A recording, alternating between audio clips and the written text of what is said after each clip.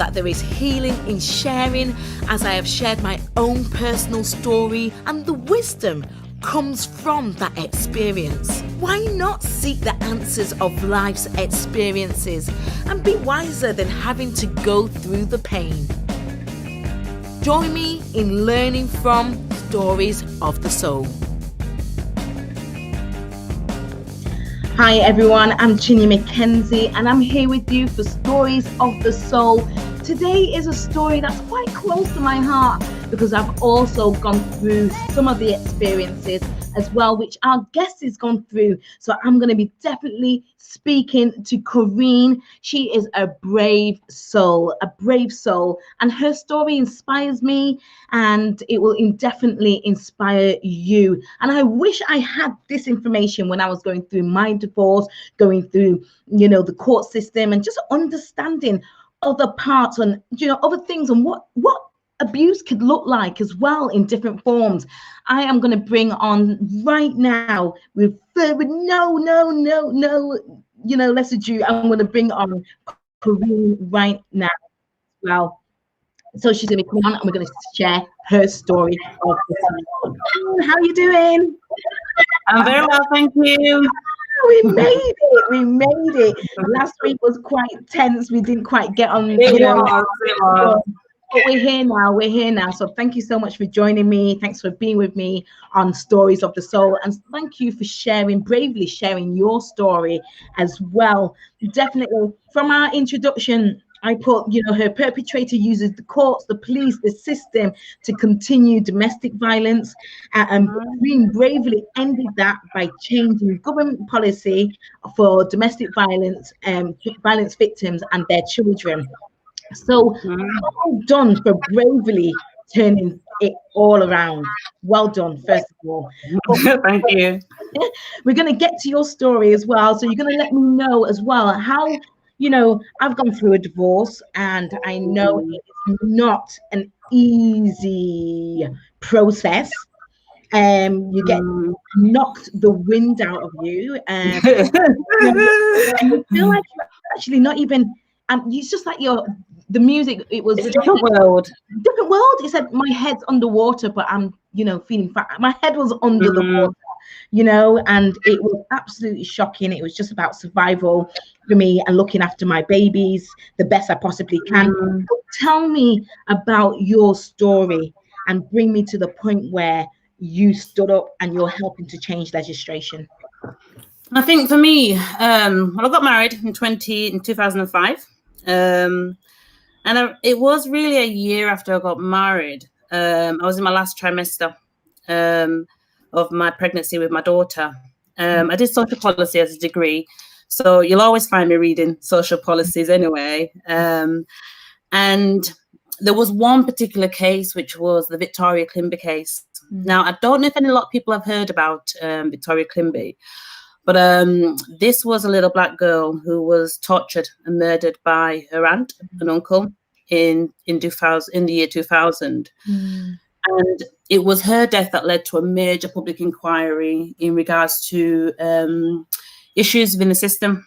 This little black girl, she was failed. She was failed. She was seen by the NHS. She was seen by the police, social services, and nobody really took note of how neglected this child was. And there was a report that was done, and basically they explained about it was just a gross failure in the system, and really there was just non-excusable. And I think when I was reading this report, I actually thought to myself, well, what if one day this could be my child? You've got to have empathy. You've got to walk in that person's shoes. So then I thought, well, what if one day, something happens and I'm stuck in the system, this happens to my child? But then I put it like at the back of my mind.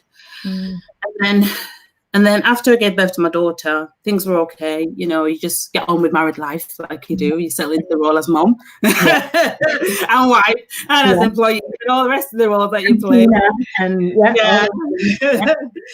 And then it was in 2012, I set up my company, Cognition HR Finance Solutions, because I had to kind of like juggle, okay, now I'm a mom, I want to still continue my career.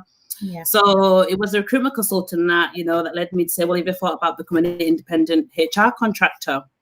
So you're just working like 9 months out of the year and then you have 3 months off. So I thought, all right, you know what? I'll set up myself as a limited company. Yeah. But then when I set it up in February 2012, I fell pregnant with my son. And I knew I was having a son because I had a dream of this, carrying this small baby with a blue suit. And I was like, okay, I think I'm going to have a son. Intuition. Yeah. And I knew I was only going to stop there. I thought, we're having 2, no more. And I think I would say it was something moved me when I had a son. Yeah. Which wasn't the same when I had a daughter.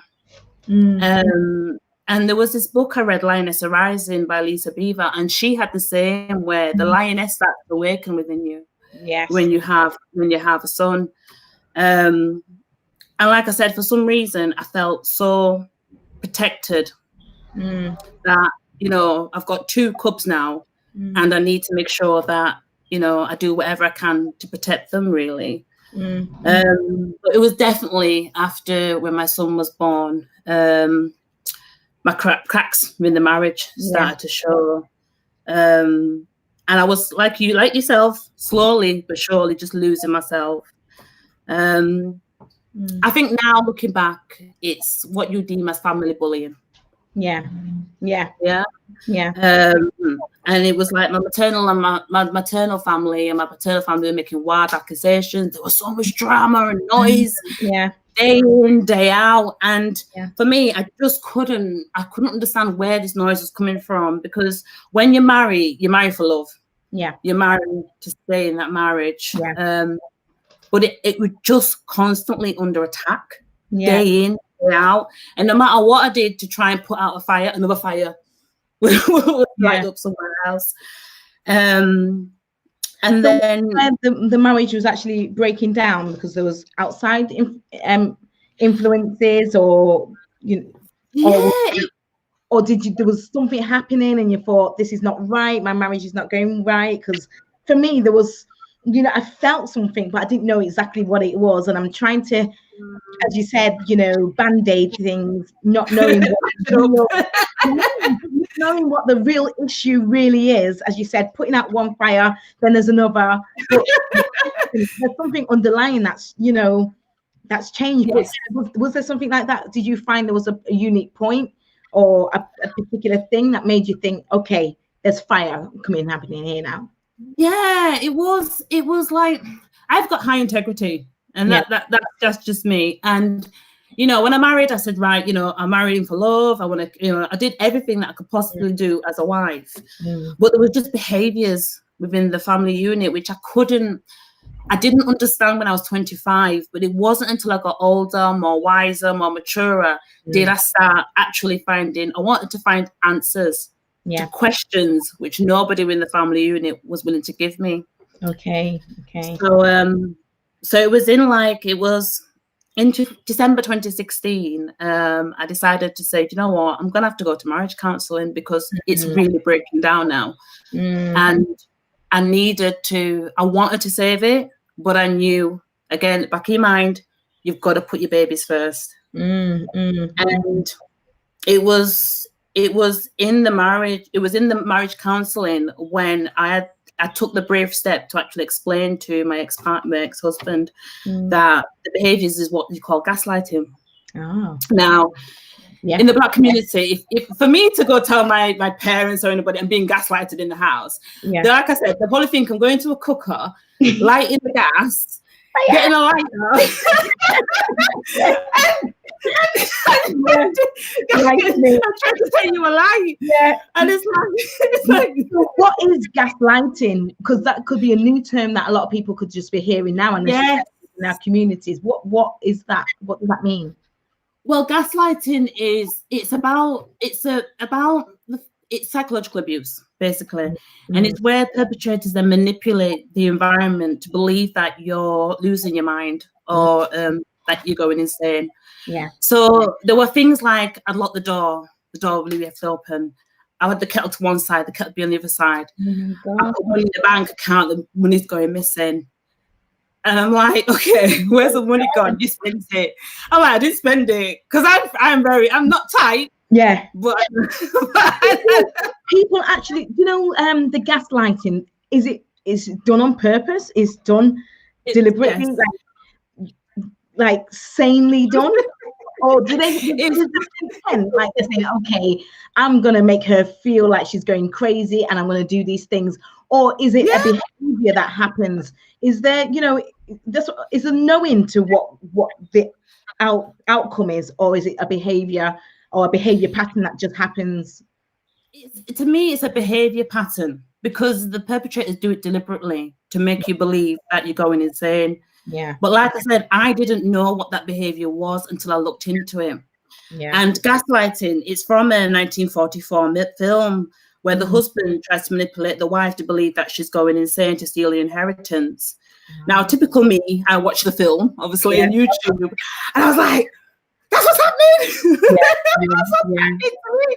Wow. But I was careful because obviously I can't go around telling people I'll be watching the film and that's what's happening to me in the house. No, you are going mad. Yeah. Oh my God. Wow. So I kind of like explained it all in the marital counselling. And there were the very same behaviors that was happening in the home and within the family unit. And it was then, I went on to research, well, what type of people have these behaviors? And like I said, it's because I did psychology at university.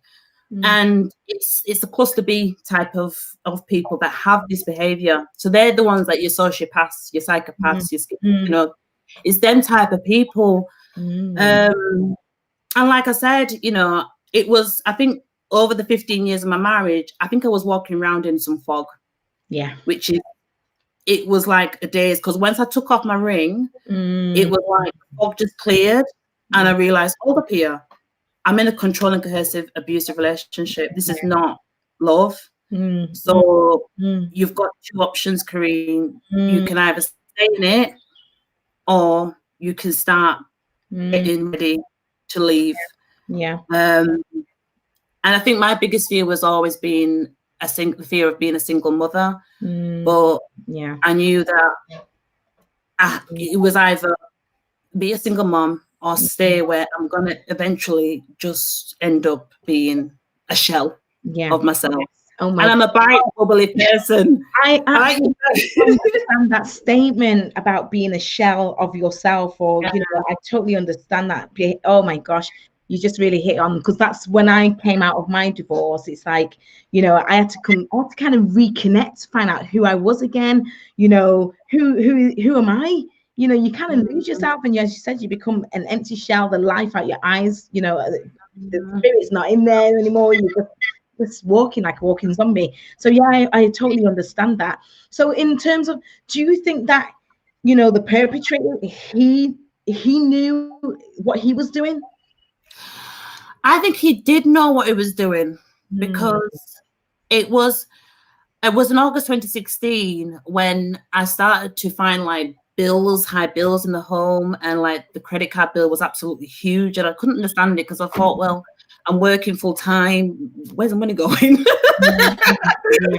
It's not like I'm going hairdressers every day and like spending money on nonsense.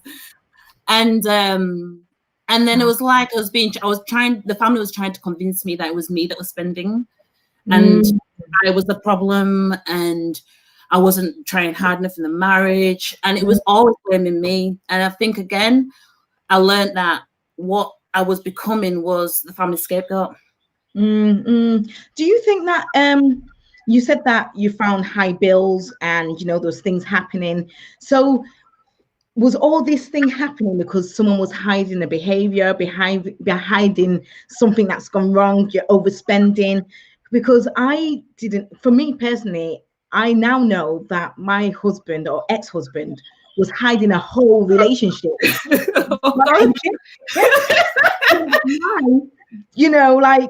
Like creating things that are not there, but the best form of defense is attack.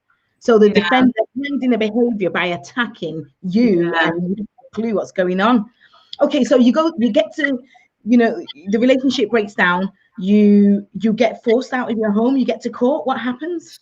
Yeah, well, basically, then it was in like at the end of April 2017. I was one of my last sessions of counselling. I said, right, I'm in an abusive relationship. I need to start getting ready to go. Yeah. And there was like an altercation between myself and my ex-husband, and I contacted the police. Asked them when I wanted removed from the house. And when the police came to my house, they asked if I wanted some court orders. And I'm like, I don't want no court orders. I just want him out of the house. Naively. Because at the end of the day, I had like 2 businesses registered in the home. We had children. We've been together 15 years. It was the last thing on my mind to get court orders. What I just wanted to do was just amicably go to a solicitor, sit down, sort out a separation agreement, an agreement, and just still be able to remain friends regardless of what you've done. We've got 2 children. And even if you have an affair, it doesn't matter. You've got 2 children. And that's all I wanted. Yeah. So anyway, I was just at home once he left the house in the middle of cooking pasta for my cubs. And then he came and knocking on the door, and then he presented me with these court orders. And I was like, what? I'm like, what? Yeah. And then when I read the court orders, basically my rights as a mother was just taken away from me. Oh my God. In what way? So basically what on the court order, it said that the perpetrators, that I couldn't pick up the children or have the children in my care, and that the care would be handed over to like the perpetrators and third parties. So I'm like, what? God. Yeah. And then it's when I got my statement did I realize that my perpetrators had not only gaslighted the authorities, gaslighted the courts, gaslighted the police. And I think for me, the worst thing is that they went and gaslighted my GP. Wow. They rang up my GP and said that they think I was going insane, I was mentally ill, that I don't know what I'm talking about. And luckily enough, when you phone at your GP, it says you're recording. When you phone at the GP, it says, "Oh, your recordings your conversation be recorded for training and monitoring purposes." Yeah. Well, luckily enough, my GP did record it, so he recorded everything of what happened in that week and during the during mainly the 8 months. Yeah. So he managed to record a lot of the violence within my medical records. Yes. Wow. And so then it was, I had to go to court.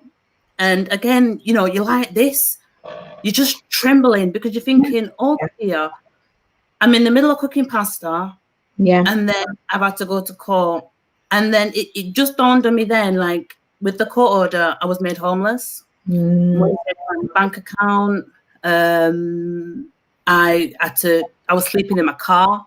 Oh, baby girl. Like, I had to sleep in my car. I had to look for a place to sleep because I didn't want to go to refuge because I couldn't. I did find one refuge, but it was too far. It was in St. Helens. Yeah. So I thought, well, and again, you're just like in a daze because you're like, what is going on? What exactly is going on? Do you know what's really shocking as well? What you've just said was where they've been able to get in contact with all these services and label you, with being mentally ill. Now you have to actually defend your mental health. Which is shocking, That's really that's real abuse. Wow. Gosh, so so then I had a really good solicitor at the time, 2017, and it was my solicitor that said to me, Karine, you're going to be financially abused through the family courts. And I was like, what do you mean? Like, he's made a mistake. There's nothing wrong with me. I'm perfectly fine. Again, you just think, all right, this will just blow over in 5 minutes. Yeah. And then it lasted like 2.5 years. Yeah. But then, like typical, I always have to research everything. If I don't know something, then I research it.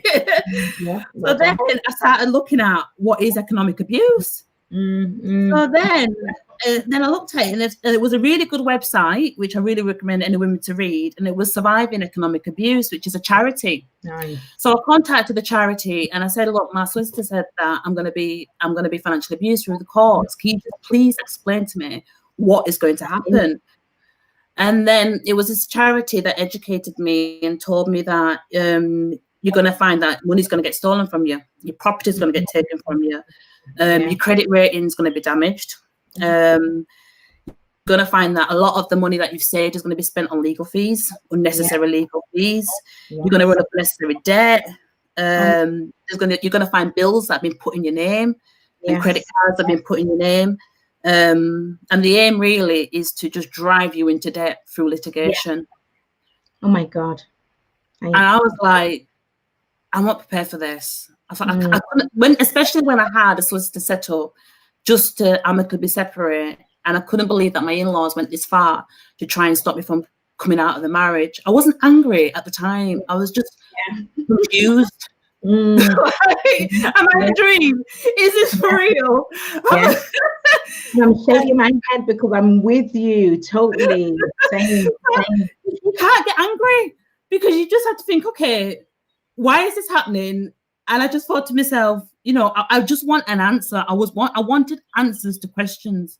Yeah. So then it was my sister, who's a social worker, and she found me a really good document which was about court-related abuse and harassment. And this was about why perpetrators knew the courts. And this document was fantastic because it really allowed me to understand what was happening and what was going to happen to me. And it was in this document, it said that perpetrators, they put in multiple court applications to force you to continue going to court. And then use the court process to basically humiliate and traumatize you. Yes. Which I'm sure you under yourself. I actually the manufacture evidence. Yeah. Go ahead. Sorry. Yeah. The manufacture evidence and crisis for the authorities. They use it to financially get you into debt. So by the time you finish up paying legal fees and then you get divorce settlement, there's nothing left. Yeah. And then I think really for me, they used it to isolate me from my family and friends. I lost a lot of friends. A lot of friends, they just believe the lies. And it's really through these times you really assess who your friends are and who your friends no longer your friends, really. And then, so really then it was like in 2017, I was made homeless, forced to live in rental accommodation. And I think for me, it was hard because I had to kind of like prioritize food or petrol for work. Yeah. 2017 Christmas was just dire. I couldn't afford any presents for the children. Yeah. No Christmas tree, no Christmas decorations. I had to, it was my good friend Sarah, who brought me to her house and she got us Christmas dinner. And it was just like, it was sad. It was really a sad time. And at this time as well, the children are not with you anymore as well.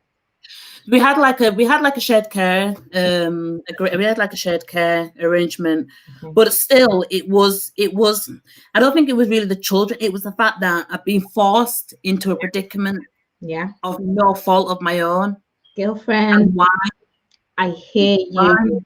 I hear you. That's the whole story of Mama Knows Best. If you see where I lose my home and it's just like, oh my God, what do you do? It's absolutely shocking. And the whole system, as you said, the financial abuse, I didn't realize that there was many other forms of abuse other than physical abuse. Yes. Not until you actually, until it's labeled, as you said, you've seen a film and you're like, oh my God, that's exactly what's going on. You're able to conceptualize it and understand it, that it is abuse, Yes. And my thing, as you said, I went into my divorce as like, okay, let's just be friends, let's build a foundation. You don't have to love me forever. I understand, cool. But then all of a sudden, people are vicious, people are angry, and people want to, really take it out on you. Thinking, okay, I didn't do anything wrong, but what, I don't understand where that anger comes from, because you just expressed that, you just thought, okay, let's amicably be, amicable, separate. but there was this fight and this anger, or what would you call that bit there? I think it's, for me, I think it's the reality of knowing that your relationship is breaking down. But I already had it in my mind from 2016 that it was breaking anyway. So I was emotionally prepared. Okay. And like I said, my biggest fear was not to be a single parent. Yeah. But I knew, like, for me, it's like when I was ready to leave, I wasn't even thinking of another relationship or another marriage or anything like that. I just want to find some inner peace. And I said, I can't live in a marriage whereby I'm constantly being attacked. And like I said, when you take your wedding vows, let no man put us under, you know, that means let no man break it. So when you've got third parties coming into the marriage and causing so much anger and conflict, you're outnumbered. So if you're not going to respect me, then there came a point, you know, after 37 years, I said to myself, I have to respect myself. Yes. If no one else is going to respect me, then I have to, first of all, love myself. And then second, I have to respect myself, that I don't deserve it. And so I have to find a way to get out of this whatever you want to call it. It was just like another world to me, because I didn't intend to go there. I was forced into the system. And really, I think it was from November 2017 was a turning point when I read this report, and this was from Sisters to Change, and which is another charity that deals with domestic violence for women. And they published a report about how Black women or women from ethnic minorities within Manchester really don't get the support that they need when they're fleeing from domestic violence. So for me, it was like, Karine, you're on your own. Just accept it. You are on your own. And then I had a barrister at the time, and she was actually trained in artistic abuse. My solicitor actually went and found a barrister that was trained in that area. And she was the one that said, I said to her, I've got a limited company. And she said, oh, well, why don't you think about building your own case? I'm like, She says, build your own human rights case through your own company. Because, you know, if you've got the ability to do it as a profession, because I work in HR, then do it for yourself. And I thought, okay. And it was a turning point of the mindset. I thought, okay, I'm not going to see myself as a victim anymore. I'm actually going to see myself as a survivor. And while I'm in this, I'm going to actually train myself through it. In order, first of all, the key thing was that I needed to make sure that I didn't take out too much debt. And I had to balance the books. So I had to think, if I'm going to have to go through this and represent myself and fight my own case, then that's what I'm going to have to do. Because we can't have two couples using litigation and fees, because then there's nothing left for the children. Someone has to back down and do it themselves. So I thought, you know what, while you're paying for solicitors and barristers, I'm just going to have to do one case to make sure that there's money for the kids every month. And like I said, after usually a lot of the time, by that time, a lot of women suffer from post-traumatic stress disorder.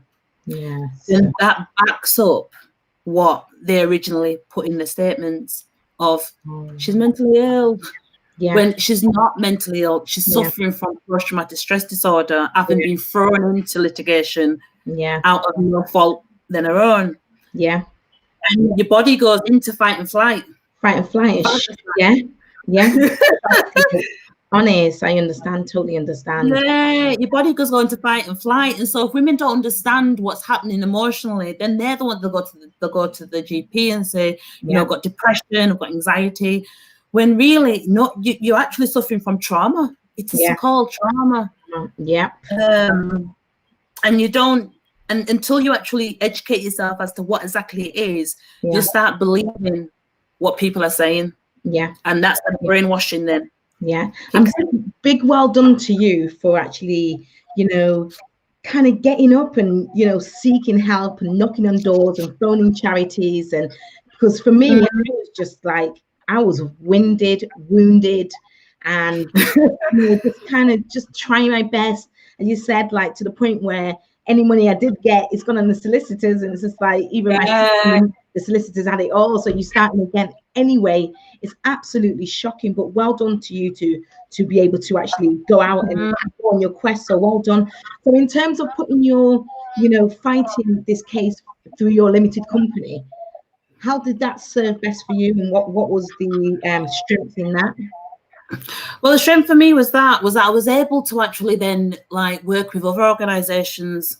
So I joined Christ Central Church, and they then put me on the Alpha course, and that really helped me to strengthen my relationship with God in a way. And then because, like I said, because I was operating with a different mindset of, right, I'm going to train myself and do my own case, then I need to train myself and my mind to stay healthy. So again, I joined up with Creative Living Centre, which was it's a centre for people with mental health problems. Now that was really funny because I was like, I ain't got mental health problems. I'm here because they're trying to turn me mentally ill. So that actually was like, there's nothing wrong with me. Mentally ill. So that brought a lot of humor, but that was excellent because then I went on like courses on challenging negative thoughts. I learned how to combat stress because obviously I was going through stress, so I learned how to combat that and creating healthy habits as well. And basically, especially the challenging negative thoughts, that was a really good course because that taught you about how to manage toxic people. And again, toxic was another terminology I never really knew until I was going through litigation about toxic people and toxic energies. And then I also attended Manchester Inner Space, and that was like a personal development meditation centre. And again, they had like workshops and talks. And then from there, one of my ex-employers, they put me on a domestic violence conference. And that was like another thing that just changed my life, really, because again, I learned about the 15 signs when a victim was most likely to be killed during domestic violence. And I also met Dame Vera Bird. Now, at the time, she was QC. She was a QC police and crime commissioner for Northumbria. And she gave me a business card, and she was speaking about the family courts and the new domestic violence bill at the time. So I was speaking to her, and I was speaking to her for some workshops, and I explained to her, I've got a limited company, and I'm looking at trying to advocate for domestic violence victims. And she was the one that educated me about, well, this is what happens in the family courts. And again, it was good because it was like, I know I'm on the right track. And I said, God's training me for something. I don't know what, but it's training me for something. So you're in the courts, you've used your limited company to protect your human rights. Did it come to a point where you were in the court and the court was unable to try the case in a particular way because you got the family court against a business? Well, what happened was that it was in May 2019 when the Ministry of Justice had a announcement to gather evidence from organisations basically it was in 2019 that they were looking at what happens in the family courts for women that suffer from domestic violence. And it was in 2018 I became an ambassador for Press Red. And again, that was a real turning point for me, because with Press Red, we're a charity, and we have other organisations underneath the charity as an umbrella charity. So the whole aim of Press Red is to educate and empower women that suffer from domestic violence. So because I was operating as a limited company, then I was able to build my case and then submit my evidence to the Ministry of Justice, because they were asking for evidence from organisations. So was the organisations giving you the evidence that you need, or is it that you? I built all my evidence under my limited company as an organisation, but also as an ambassador. for Press Red. Okay. So so that's So you've how. got weight now. Well, So this there's is weight. it. Yeah, so this is how I was able to do it, because we were asking for evidence from organizations. So I thought, well, I'm an organization. I'm maybe a one-man band, but I'm an organization. So, and it was like, I thought, right, so that's why, God, you put me through 3 years of hell to actually get this evidence of what I found over the 3 years into a social policy. Oh, So wow. it's like when you have your calling and God's to give you a purpose, you ignore it. But I think it was at that point when I realized, I thought, that is my calling and that is my purpose. So then when I submitted that information, the report was published in October 2019, and they confirmed that the system isn't working and it's not operating to protect victims, to ensure that they can fully participate in the family court process. And also it says that it doesn't facilitate perpetrators to access services to address their behaviours. And it's true. It's true. And also, one of the key things in one of the reports, it said that the impact of coercive control, emotional abuse, economic abuse, and other forms of non-physical violence are routinely overlooked, misunderstood, and downplayed by various people involved in the court process. And this is it. A lot of people think that violence is just hand and fist, and it's not. Psychological, emotional, controlling coercive behavior. It's just as bad as physical. And I remember saying to my sister, I said, sometimes I wish that I was hit rather than doing this, because with a beat, I could heal, but this was like my heart got shredded, and I was having to piece it together again. And then another hot paper, and it's mad, because it's not, when you're reading all these things about you, it's not who you are. And for me, it's like, now that I know it's been documented in a social policy, it can only grow from there, because I believe now women have got a document to show that when they're going through this, don't believe what they're telling you. Don't believe that you're delusional. Don't believe that you deserved it. Because coercive control, it's such a drip effect that it can happen over so many. It's such a drip effect. And it's really about, to me, really, over the years, I educated myself to actually take a really bad experience and try and do something better for the next generation.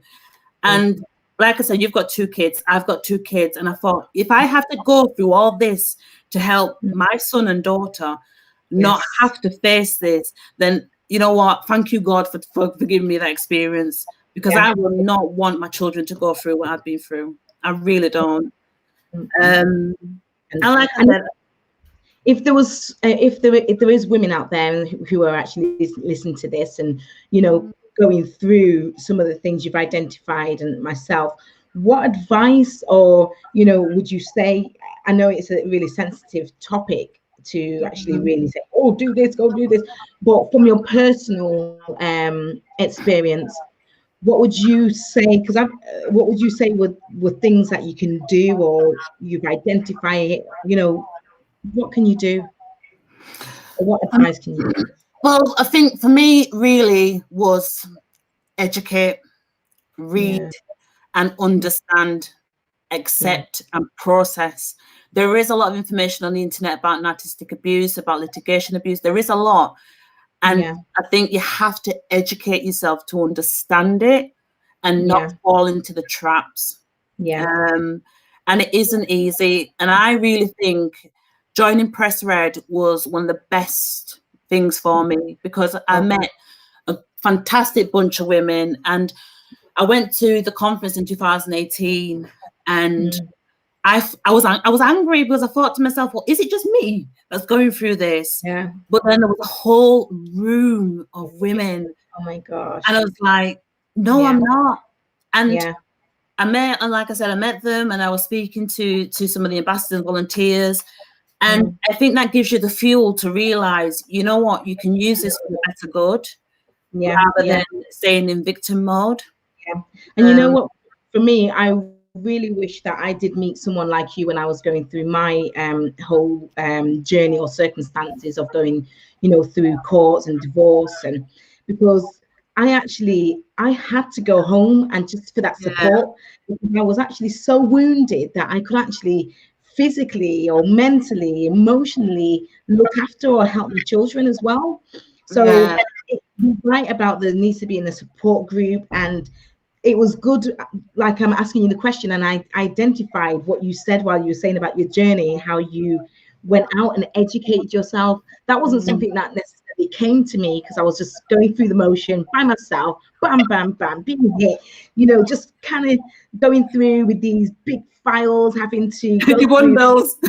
and you know, you end up being an investigator, but you're not actually even really there. You know what I mean? You're not in the of them now. So we've got some questions as well. We've got Karen that says, yes, psychological violence is as bad as physical violence as well. And we've got one as well from Dulcie says, well done for getting out of the DA and changing policies. So absolutely well done. And we've got another one as well here. It says, trust your instincts as well. That's right. For sure. That's right. Because you knew. And when you said there was something happening and, you know, the kind of, you know, gaslighting, but to hide something else that's going on, you know, as I explained, that's happened to me. So we've got Karen as well that says, amen. Wow. Thank you, Karen. Fantastic. And we've got another one here as well. Let's see if it comes up. It says, the worst feeling, the worst feelings when you try to respect for the children's dad and they turn on you. Definitely, after all the hurt they put you through, they just don't know when to hold respect for you as the mother or as a mother. That's it's so I don't understand why that happens, you know, where they don't respect you for being the mother of the child, and you would think that their main concern will be the children and the children's safety and, you know, well-being. You know, I really don't understand that. And then also as well, we've got one Karen that talks about narcissists as well, and says, using gaslighting as deliberate discredit you as they are mentally. I can't believe that happened to you, where they've gone around and said to everybody that you're mentally ill, and then everyone automatically labeled you, and you have to say to everyone, I'm not mentally ill. You know, there's nothing wrong with it. I mean, I know, and it was just like it was just like a crazy world. And like I said, I would really advise women just to educate themselves and really read about narcissistic abuse, litigation abuse, you know, psychological abuse, emotional abuse. Just understand it, process it. Because like I was even told, I remember, I never forget, they said, oh, no one will ever want you. You can't leave your marriage because you've got 2 children. So no one will ever want you. And now I'm in a fantastic relationship with a fantastic man. And it's just totally different. There's no arguments because he respects me and I respect him back. But because I was able to process the trauma, I'm up, and my heart was able to love again. Well done, people. You know what I mean? That's so important.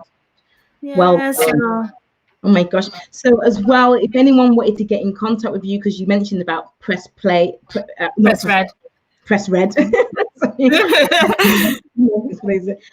So that's a really good institution or charity that helped you.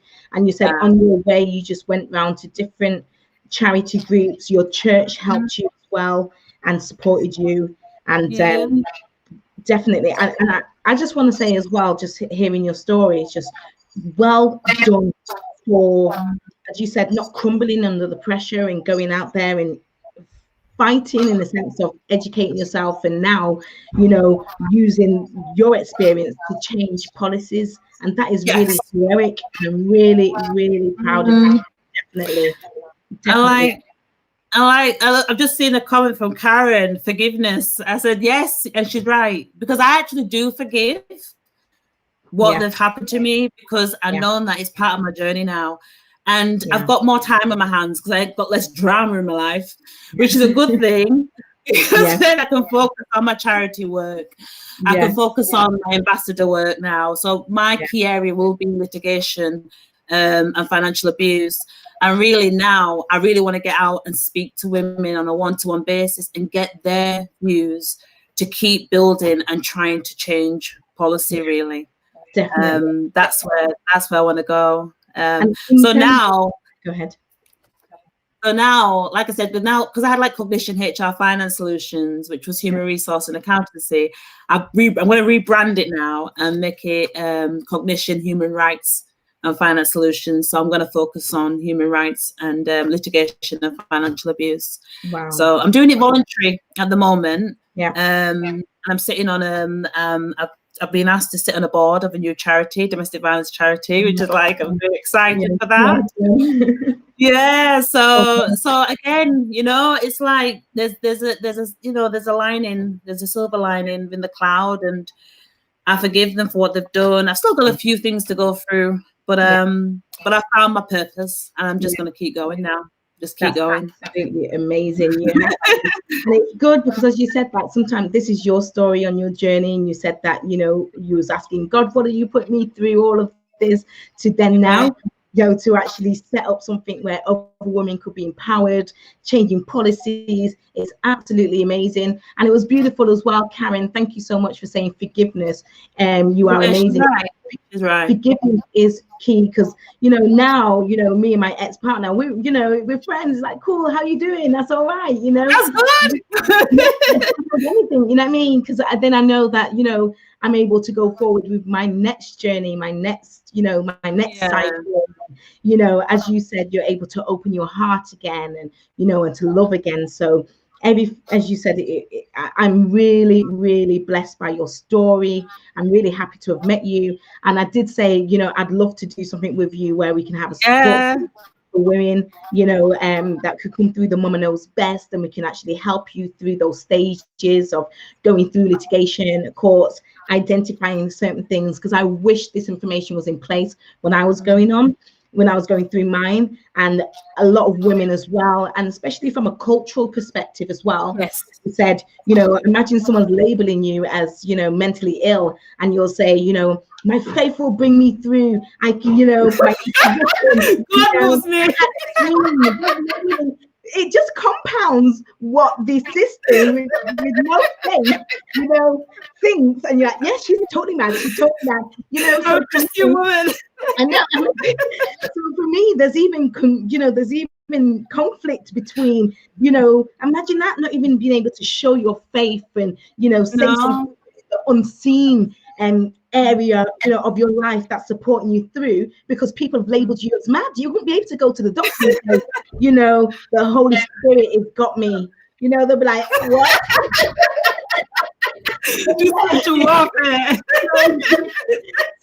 God will provide. I can't eat, but God will provide, So even those beautiful things will be amazing from a cultural perspective, to have something in place that will help women and identify, certain forms of abuse, and actually know what's going to happen, how it's going to affect you, and how and you've got support. So we're definitely going to be doing something together with Mama Knows Best and be able to helping you through that. And also as well, I'm going to go with Karen, and we're going to say goodbye soon. So Karen has come up and says, forgiveness is the message of the gospel. It's so important. If you don't heal, you can't move forward and love healthily. Amen. Amen. She's right. Forgiveness is not even for the other person. Forgiveness is for you.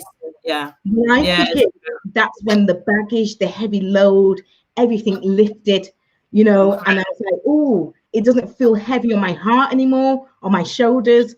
So yes, definitely. We've got another one as well. And prayer is also important during such circumstances. Definitely. Definitely. So I want to finish off with this quote. Yeah, this is I love this quote. Yeah, this is from Matthew Arnold. He's a 19th century British poet and philosopher.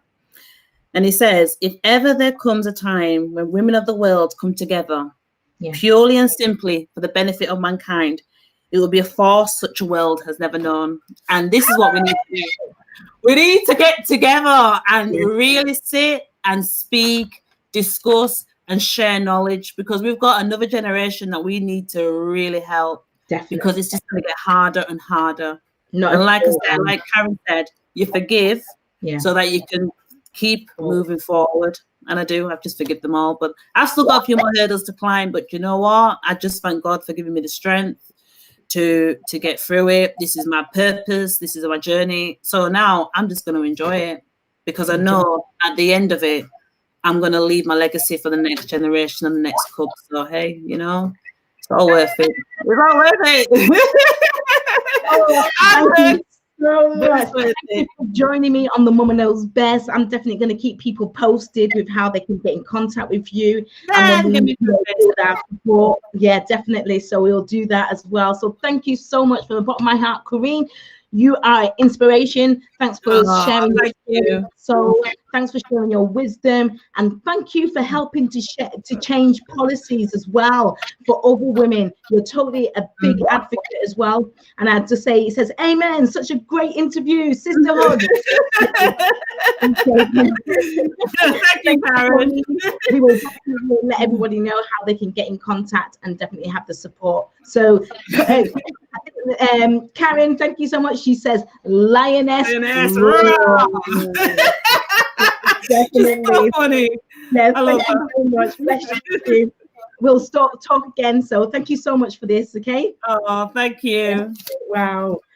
Oh, how amazing. We just had an absolutely amazing interview with Corinne. She has actually helped change policies with her experience, and she shared her wisdom with us. And one beautiful thing that I found that she said was, you know, instead of, you know, folding under the pressure of what was happening and what everyone said, you know, they labeled her mentally insane, and she had to prove her mental health. And you know, but she got up and she went and she knocked on doors, she found charities, she read, and she moved forward to the point where she was able to actually present or protect herself under her company, limited company, and use all that information to present to change policies. That is absolutely heroic. She's a hero. That's what I'm trying to say. So thank you so much for joining me on the Mama Knows Best. Make sure you join me every single week for Stories of the Soul, every single Sunday. And as well, we're on Watchtower. We do our live on Instagram and Facebook every single night to make sure that you guys are okay. And we bring you loads of news and loads of beautiful things around the world. So make sure you definitely join me as well. And I am so happy to have met Corinne. And we will for sure be doing, you know, setting up a support group as well for women. If you want to get in contact with me now, you can. You can also go to our Mama Knows Best, and you could learn about my story, which I share with you via a docu series. So definitely check those out. And definitely Mama Knows Best is here to celebrating every woman's strength, purpose, and potential through sharing online and on radio. So I just tell everyone, please keep sharing, please keep sharing your wisdom with each other, because someone out there, you know, has gone through what you're going through and holds wisdom and holds some information and keys. So definitely make sure you check out Mama Knows Best. And this is our YouTube. Welcome to Mama Knows Best. I'm Chinia, and I've lived in Poshville for many years, even had a successful music career. But after a divorce, 2 children, no home, no money, there's no place I'd rather be than my childhood home in Moss Side. With no manual to life and no manual to motherhood, I'm on a quest to get real answers from real men and real women, and watch how we fix it. Follow the docu-series where I open my world and share my experiences and get other people involved to actually help me on my journey of self-discovery and motherhood. These stories of the heart and soul aim to help and inspire, and just to know that we're not alone. So make sure you subscribe to our newsletter and also keep updated with everything that Mama Knows Best is doing with the podcast, the radio show, and follow us on Instagram and Facebook. Welcome to Mama Knows Best. So thank you so much for joining me on Stories of the Soul. Make sure you go to mamaknowsbest.com and sign up with the family and get to know the journey and all the things that we've got for you, the support, the people we speak to, the self-discovery. Definitely make sure you do. And yes, Jenny says, proud of you, Jen. Thank you so much. And Karen, thank you so much for joining us. So good. Thank you, MKB. Definitely. So Mama Knows Best is here for you every single week. Mama Knows Best, celebrating every woman's strength, purpose, and potential through sharing online and on radio. Yeah, man. I'm here to say, Mama Knows Best, celebrating every woman's strength, purpose, and potential through sharing online and on radio. Yeah, man. So make sure you definitely join us every single Sunday for Stories of the Soul. And everyone who commented, thank you so much. Make sure you like, subscribe to this page, and share as well, and let everybody know that we're here celebrating together and sharing together. Thanks for being with me, and see you next week. Till we meet again. Bye. Be safe.